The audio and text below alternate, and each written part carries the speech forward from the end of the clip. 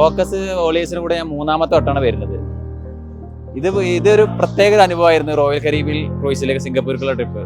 കാരണം ഇവിടെ ആർമാദിക്കണം ഞങ്ങള്. വരുന്ന ആള് മുർഷിദ് ഭായിയാണ് കൂടെ ഉള്ളത്. അവരാണെങ്കിൽ നമ്മുടെ കൂടെ ഉള്ള ഒരു ആളെ പോലെയാണ്. എല്ലാം നോക്കിയിട്ടും കാര്യങ്ങളൊക്കെ ചെയ്തിട്ടൊക്കെ എല്ലാ കാര്യങ്ങളും പറയുന്നുണ്ടും അടിപൊളി ട്രിപ്പായിരുന്നു.